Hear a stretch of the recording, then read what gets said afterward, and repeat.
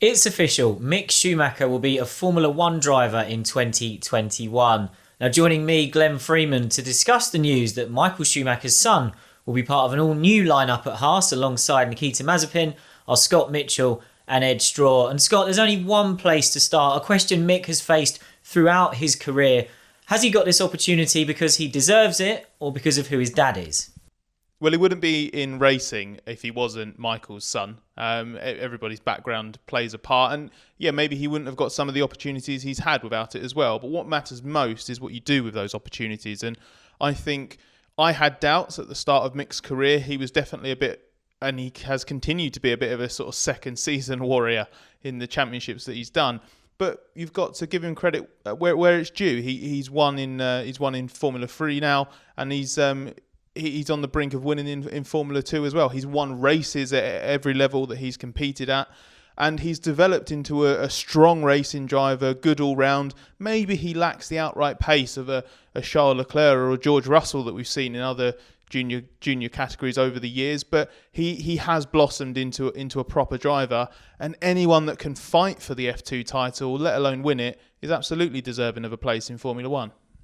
I always find it amazing when drivers are criticised for being second season wonders, shall we say. Yes, ideally you want a driver to come in and storm the championship, but what Mick Schumacher has shown is he can learn. He's intelligent, he's meticulous in his approach, has a little bit of the old Michael Schumacher style in there. So while, as Scott says, he's not the quickest driver to have come through the junior ranks in recent years, as in up there with the top 0.1%, he's quick enough, intelligent, good approach. So absolutely he's earned his place on the Grand Prix grid.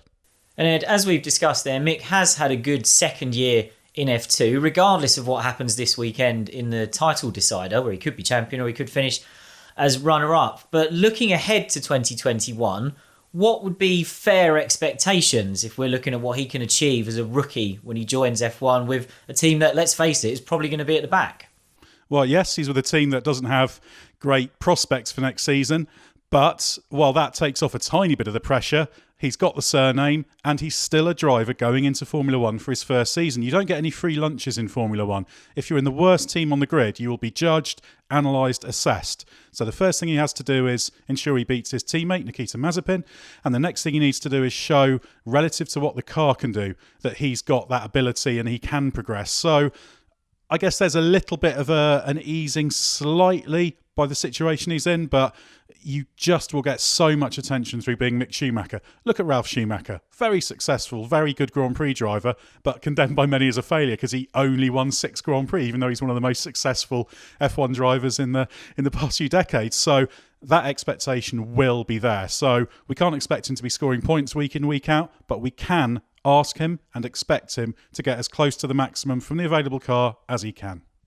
And what you've got to remember with a guy like Mick as well, and Ed sort of touched on it there with the Ralf Schumacher comparison, Mick could be the most successful driver of his era and yet forever be destined to only be the second best F1 driver in his own family. So that's an impossible standard for someone to be held against. So Mick needs to be judged in his own right. I know that there is an element of the fact that he's a Schumacher has helped him towards the situation he's in now. It's helped him on his way. You can't have the good bits without having the bad bits.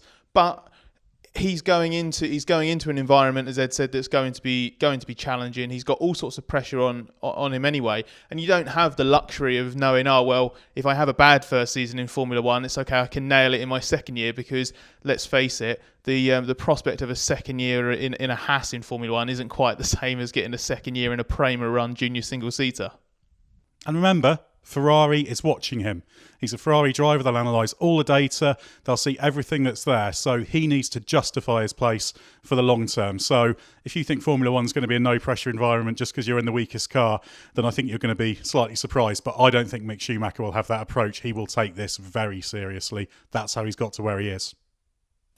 Now, as you mentioned earlier, it is an all-new, all-rookie lineup for Haas next year, with Nikita Mazepin being announced this week as well.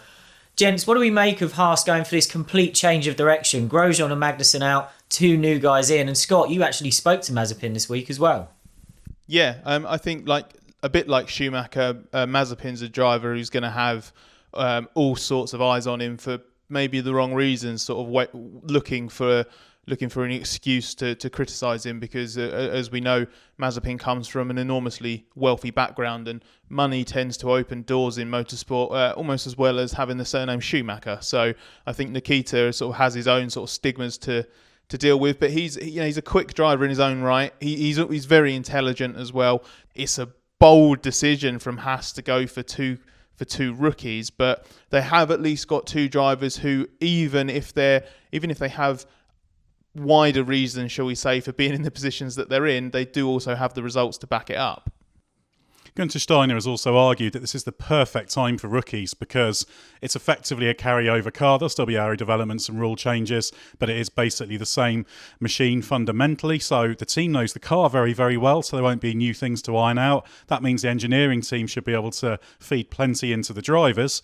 But of course, there's no comparison point, is there? There's no fixed point. If you're alongside a Kevin Magnussen or a Roman Grosjean, you've got a wealth of experience as a rookie to lean on. So that's going to put a lot of onus on the team to make sure that they see where they might be missing time, because you've got two fundamentally inexperienced drivers. It's not necessarily a bad thing to have rookies, but there's a danger you get lost. And so that's going to put a lot of pressure on the team to make sure that they do what they can to unlock the pace of the drivers. And if they think the drivers are leaving time on the table in certain corners, etc., they need to be the ones identifying it, because they might not necessarily show it up. If you've got an experienced driver, shows up straight away. So swings and roundabouts, a good time in a way, but it's never easy to have no experience in your driver lineup.